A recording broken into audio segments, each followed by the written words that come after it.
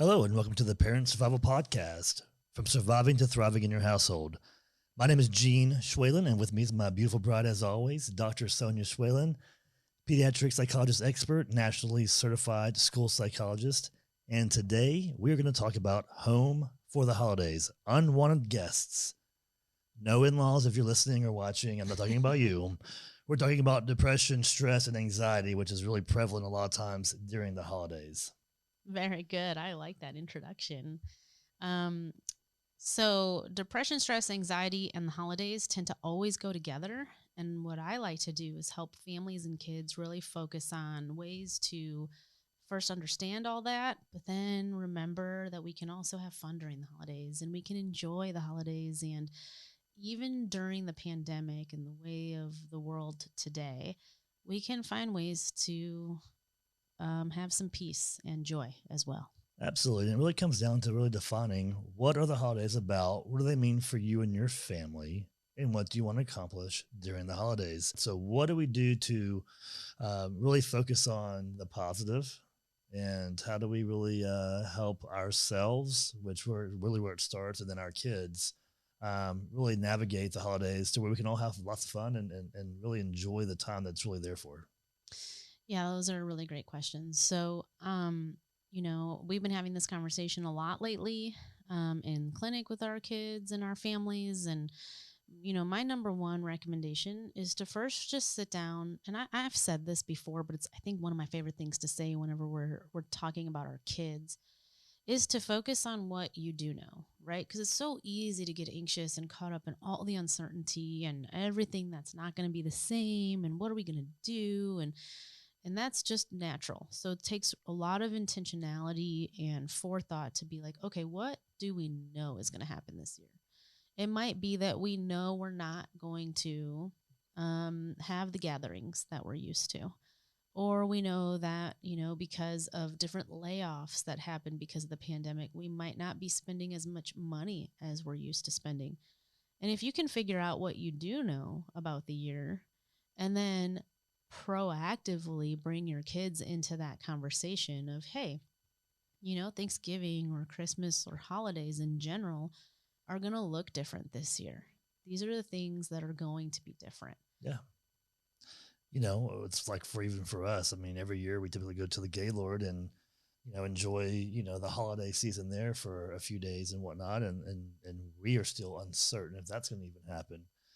So I think the biggest thing is to really first and foremost come up with a plan. So when we fail to plan, we plan to fail, right? And that's really what the holidays can look like. So coming up with a plan and thinking of some new traditions, some new rituals. Everyone loves, to have something that's new and fun and exciting, and communicating that with each other can really just eliminate a lot of the stress and anxiety. I think communication, and you're going to be able to back this up clinically in a lot of different ways, but communication with, our spouse and also with our children of what the holidays will look like this year and how they may be different, but we're going to enjoy time together. And ultimately, that's really what kids want. They want that time together where the focus is really just on just having lots of fun as a family. Yeah. And so, again, from the kid's perspective, a child is usually thinking, okay, how does this affect me? Tell me what I really need to know, right? And that communication piece is key because I recommend that you have that communication as early as possible. So, right now, during this time of year, everyone's starting to think about Thanksgiving and their Christmas shopping and the lists and lists of things that they want to do to prepare for the holidays. This is the time to have that conversation with the kids. If things are about to be different this year, different than they've ever been before, give your child or children time to process that and feel their feelings about it. They may be really sad that they're not going to see their favorite aunt this year, or grandma and grandpa can't fly in because of the pandemic, or whatever it may be. And it's okay for them to be sad about that or to be worried about it. Just be there with them during those times and give them enough time to process it. So, if they need some space, if they need to talk about it or cry about it, or they want to, go to bed every night, just discussing it with you, let them have that space for a little bit. It's absolutely just necessary to communicate early. Absolutely. talking about what we used to do and what we're going to do, and again, coming up with some creative ways to kind of replace some of the things that may not happen this year. And when we're talking about, you know, just allowing to feel and to, be sad at times and whatnot, we also as parents have to be able to do that for ourselves too, because things may be different for us and it may affect us in different ways, as well. So we have to take the time to also have our feelings and take a breather, step back, have some time for ourselves, at different times as well. Yeah, and I mean, I would take that one step further. When I'm working with families about, just healthy emotional expression and modeling healthy coping skills, I like to tell parents that it's okay to also express your sadness or disappointment about the changes for this upcoming holiday season. It's good for kids to see that we as parents also have feelings. And then the most important thing there is that we as parents have what we need to take care of ourselves. So we have to show our kids, yeah, mom or dad feels sad. And when we feel sad, we talk about it. We go for a walk. We might take some time alone and just pray or write about it or whatever it is. But they need to know that we have everything, inside of us. Like we're using our own coping skills to take care of ourselves because we never want to put pressure on our kids to feel like they can't see us upset or they don't want us to be upset because then they also feel like it's up to them to make us happy or make us feel better. So I don't recommend always putting on a happy face for your child, but I do recommend that if you are going to be real and genuine with your emotions, that you're also very active in showing them how you're going to cope with those emotions. That makes perfect sense. The gift buying and the feeling like you are obligated to buy your kids all these great things to make them happy. You've got nieces and nephews or whatever it may be, and parents and family members that you also need to buy for. Sometimes that can feel like an obligation. So setting a realistic budget, looking it over, and determining what you can spend and what you will spend, is very, very important because that's where a lot of stress. I mean, the number one stress, usually with people is finance. That's the number one stress on marriages is finance. So really setting that budget and figuring out ways to be creative, can be very important. And having those conversations with your kids that, some of us have lost jobs and money's not the same right now and things may be different there. So just having realistic expectations. Your kids may have gotten all these things last year and that may be a norm for them. And so the kids are going to have expectations based on previous years. And so if that's going to look different, then having that conversation many times is going to be very important. Yeah, and I mean, I just want to put out there too for families and parents that are worried about this. If you're concerned that you're not going to be able to put as many presents under the tree this year, or maybe you don't want to because you know that you'd rather budget for things later, and you're just wanting to be more practical this year and make some changes, that's okay. You need to do what feels good. And as you mentioned just a moment ago, kids really want to focus on feelings, fun, like they're going to have fun this year and be able to spend time with family, and that togetherness and that joy is still present, even if they don't get presents. And Absolutely. so kids actually are very resilient. Well, that makes me think of a shirt that Gino used to wear all the time. Your present is my presence. It's Yeah. it's really No, quite funny, and that's it's really funny, but it's true, and it that's why is. it's funny, right? So, um, kids are resilient. They'll get over it. It's not really about what's under the tree. It's really about who's around that tree. And I think if you're able to focus on that and really highlight that and make that the main priority, this could actually be a really positive shift for many families this year. This could be the way that you set up new traditions. And so, I know we're going to talk about that here in a minute, but really creatively brainstorming as a family, like, what are you going to do this year and how can you make it special, even if it's different?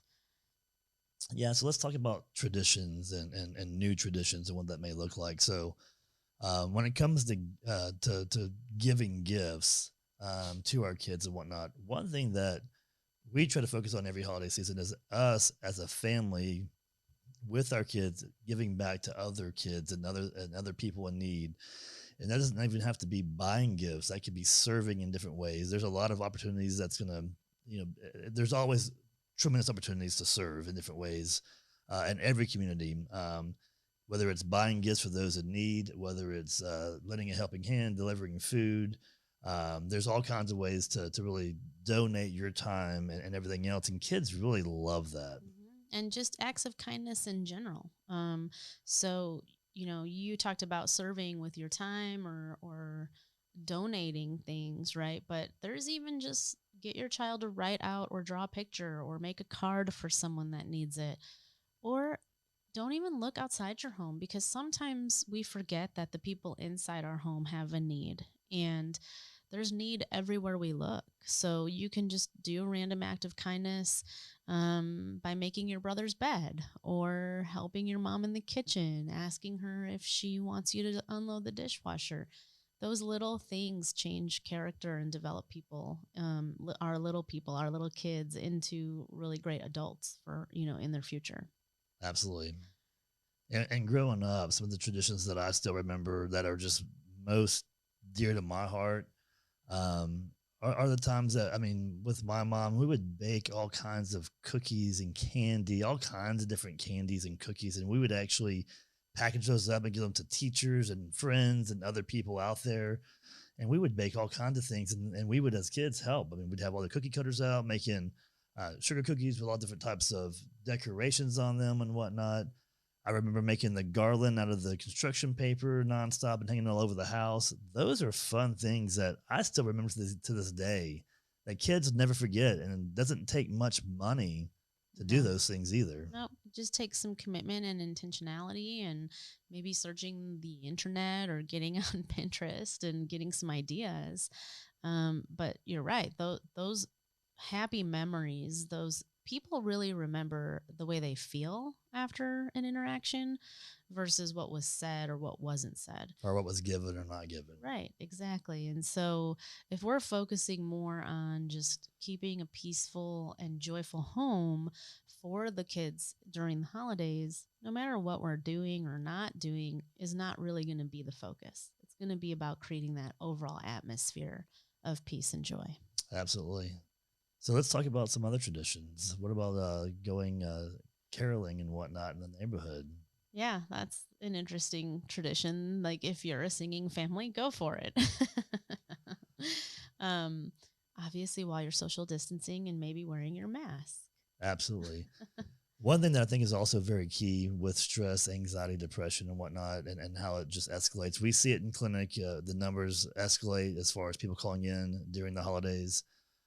Sometimes it's, again, the overwhelming just feeling of having to do all these things or whatnot. Sometimes it's really good to learn to say no. We don't have to do everything. We don't have to, be at every event. We can say no, and it's okay. No, and I'm so glad you said that because I think part of the stress this year is if you're the family who goes to see someone else and you don't want to this year because you have concerns about coronavirus or just risk in general, right? And so how to say no, how to have that conversation with your family if you're the one not going to them this year. So that's a really great point. So what I normally recommend is just talk about what your plans are and why. Tell your family members that you still very much love them, that you're going to miss them. Maybe on that holiday, you can plan some kind of Zoom get together for a little bit so at least everybody can say hello to each other and see each other's faces. But it's not necessary to put yourself in a situation that makes you uncomfortable or puts you at risk. Absolutely. So when we're dealing with stress and depression, what are some tips, some things that we can do to kind of, I guess, address that during the holiday season? There's a lot of things, obviously, that the holidays can bring and trigger. And if we're not maintaining, our health and whatnot, how's it going to impact our kids? So what can we do during those times where we feel triggered? I mean, we talk about coping skills all the time, right? And so we want to do everything we can to remain from becoming triggered. So we want to be really proactive. We want to make sure we're still just the basics, we're getting enough sleep and we're eating enough food and drinking enough water.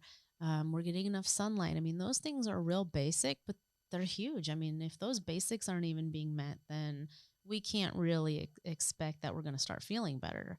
Um, And so I always say, let's start with the basics, right? And then if once we get that under control and we are getting enough sleep, we're eating well, and we're taking care of ourselves, then I say do everything you can to prevent from being really isolated this year, because coronavirus has already isolated us, and the holidays with people not gathering and choosing not to travel can make things even more isolating. And so reaching out for support and making sure you're talking about how you're feeling. It's okay to talk about it. It's okay to say, like, this year kind of sucks, right? I mean, there's so many changes, there's so many differences about it, and nothing's normal anymore. It's fine to say that. You don't have to hide it. You don't have to act like everything's fine. It's okay. We're kind of all in this together. There's no doubt about that. Yeah, that's great advice. I mean, sometimes things just aren't the way that we remember them and whatnot, and it can kind of stink for a minute. But again, it comes back to setting proper expectations and creating new traditions and rituals that we can really enjoy and whatnot. So I think it's important as the holidays are fastly approaching that we, look at our calendars and pick out some days for our kids and plan some things, even if it's staying at home. Again, just, getting a calendar with your kids and saying, hey, you know what, let's look at, what day we're going to bake cookies. So that way it's not all the madness and craziness and hustle and bustle of doing everything last minute that we can all get caught up in a lot of times, especially with work and everything else being different. Just creating a calendar and saying, hey, on this day, let's do this. And what would you guys like to do? And let the kids also have some part in, picking some activities and things they would really love and appreciate this year when things may be a little bit different. Yeah, I love it. Those are all wonderful ideas, and just thinking about creative ways to make this an awesome holiday season, even if it's going to look different. Well, sounds great, Dr. Swin. I really appreciate you being here with me as always. And home for the holidays. Again, it's not about where you're at or what you're doing. It's really more importantly about who you're with and enjoying that time together. So we hope everyone stays safe. If you do have any questions or needs during the holiday season, please reach out to a professional. We are always here to help you and assist you as well with any questions. But we look forward to seeing you again next week, and y'all have a great afternoon. God bless.